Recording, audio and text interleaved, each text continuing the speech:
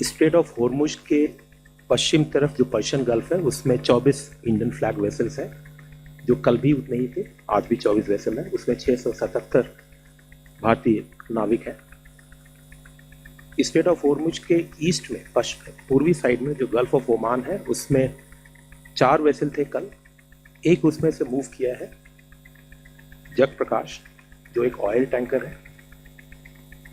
तो अब वहाँ पे 3 भारतीय फ्लैग के वेसल्स रह गए, उसमें 76 इंडियन नाविक हैं। इसके अलावा टोटल गल्फ रीजन में करीब 23,000 इंडियन नाविक हैं जो across merchant, harbour, offshore vessel वगैरह में काम कर रहे हैं। और डीजी शिपिंग इन सभी से निरंतर तरीके से संपर्क बनाए हुए है।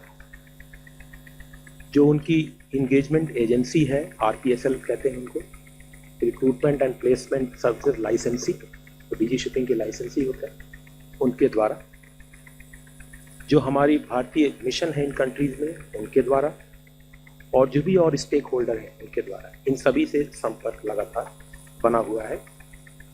इस पे एक डीजी शिपिंग ने एडवाइजरी भी जारी की थी 4 मार्च को, निरंतर करती रहती है, समय समय के अनुसार करती रहती है। एक 4 मार्च को पुनः जारी किया है और वो कम्युनिकेशन डीजी शिपिंग सभी को एक साथ भेजता है। तो करीब 7.5 लाख जो इंडियन सीफेरर हैं सभी को डीजी शिपिंग ने एक कम्युनिकेशन भेजा, इस एडवाइजरी को भेजा, जिसके थ्रू जो डीजी शिपिंग की 24/7 हेल्पलाइन है उसके कॉन्टैक्ट डिटेल कि कोई भी असिस्टेंस, किसी भी तरीके की आवश्यकता हो, सहायता की ज़रूरत हो, तो आप डीजी शिपिंग से संपर्क कर सकें, इसके लिए उनको अपडेट किया है। ये निरंतर करते रहते हैं, बट इस परिस्थिति में विशेषकर से दोबारा किया है।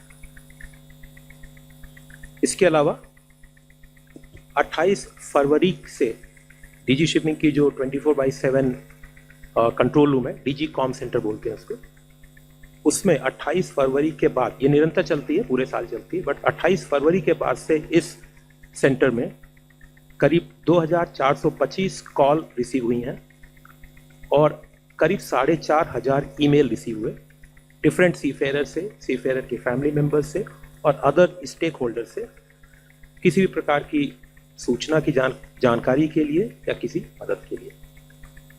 और इसी संदर्भ में डीजी शिपिंग ने जो भारतीय नाविक हैं गल्फ रीजन में जिनका एम्प्लॉयमेंट का टर्म खत्म हो गया, वो साइन ऑफ कर चुके हैं शिप से, उसमें करीब 200-225 भारतीय नाविकों को भारतवर्ष में वापस लाने का भी सफलता से किया, और वो भी हमारी एम्बेसीज के क्लोज कोऑर्डिनेशन के साथ किया।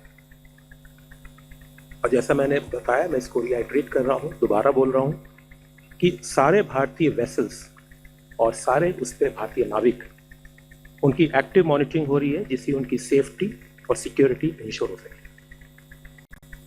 जो डीजी शिपिंग की एडवाइजरीज हैं उसके कुछ मुख्य बिंदु मैं बता रहा हूँ। डिटेल्ड एडवाइजरीज हैं, सारे लोगों को जाती है, सारे स्टेक होल्डर्स को जाती है, सारे शिप ओनर्स को जाती है, सारे नाविकों को जाती है। बट इन एडवाइजरीज के कुछ मुख्य बिंदु मैं बता रहा हूँ। डीजी शिपिंग की जो कम्युनिकेशन सेंटर है, डीजी कॉम सेंटर, जो 24/7 चलती, उस हेल्पलाइन को या उसके ईमेल की मदद लें किसी भी आवश्यकता के समय। सेफ्टी इंस्ट्रक्शंस हैं वो फॉलो करें, जो भी लोकल अथॉरिटी जारी करती हैं या हमारी मिशन, जो भारतीय मिशंस हैं बाहर, वो जारी करती है, उसको फॉलो करें। जो भी जहाज हैं, हमने भारतीय फ्लैग के जहाज हैं, उसको शिप शोर सिक्योरिटी ड्रिल्स को कवर करें, जिससे कि किसी प्रकार की थ्रेट्स, वो ड्रोन से हो या लॉइटरिंग म्यूनिशन से हो या किसी तरीके के असिमेट्रिक अटैक से हो, उसके लिए सिक्योरिटी ड्रिल्स को फॉलो करें। और डीजी शिपिंग या मिनिस्ट्री ऑफ एक्सटर्नल अफेयर्स की कोई भी एडवाइजरी या अपडेट जाती है तो उसको रेगुलरली मॉनिटर करें। ये कुछ बिंदु मैंने बताए, एडवाइजरीज थोड़ी और डिटेल में है। अब मैं पोर्ट के ऑपरेशंस के विषय में कुछ बिंदु बताता हूँ। पोर्ट के ऑपरेशंस पूरे भारतवर्ष में स्टेबल हैं और सारे मेजर पोर्ट और अदर देन मेजर पोर्ट्स जो स्टेट मैरीटाइम बोर्ड के अंतर्गत भी आते हैं, उनके लिए एक स्टैंडर्ड ऑपरेटिंग प्रोसीजर जारी किया हुआ है, जिससे कि वो सारी शिपिंग लाइंस और एक्सपोर्टर्स के साथ समन्वय बना के रखें, उनके साथ कोऑर्डिनेट करें और उनकी कोई भी ग्रीवांस हो उसको टाइम बाउंड बेसिस पे रिड्रेस करें। हर मेजर पोर्ट पे एक सिंगल पॉइंट ऑफ कांटेक्ट भी बनाया गया है नोडल ऑफिसर की तरफ से, और वो सभी को कम्युनिकेट किया गया है। एलपीजी वेसल्स को, एलपीजी कैरियर वेसल्स को मेजर पोर्ट्स पे प्रायोरिटी बर्थिंग दी गई है, और ports have also implemented facilitation measures such as permitting storage of affected Middle East bound cargo as transshipment cargo, allotting additional storage space, ad hoc vessel berthing, prioritizing handling of perishable and returning export cargo, expediting back to town movement in coordination with customs, and enhancing bunkering support wherever feasible. इस crisis जो gulf reason में स्थिति है उसमें unfortunately, जैसा मैंने कल भी बताया था, 3 कैजुअलिटी, भारतीय नाविकों की 3 कैजुअलिटी रिपोर्टेड है, 1 नाविक मिसिंग है। इसके अलावा 4 नाविकों को थोड़ी इंजरी हुई थी, लेकिन अब सभी बाहर आ गए, उनको इंजरी हुई थी, सब बाहर आ गए हैं और उनको मेडिकल ट्रीटमेंट दिया जा रहा है। डीजी शिपिंग सारे जो नाविक हैं उनके घरों के, उनकी फैमिली से या उनके नेक्स्ट ऑफ किन से संपर्क में है। कल की ही बात है, हमारे एक बहुत सीनियर अधिकारी डीजी शिपिंग के, वो एक नाविक के जो एमईए ने कल ब्रीफ किया था, उनके घर पे गए, उनके परिवारजनों से मिले भी थे।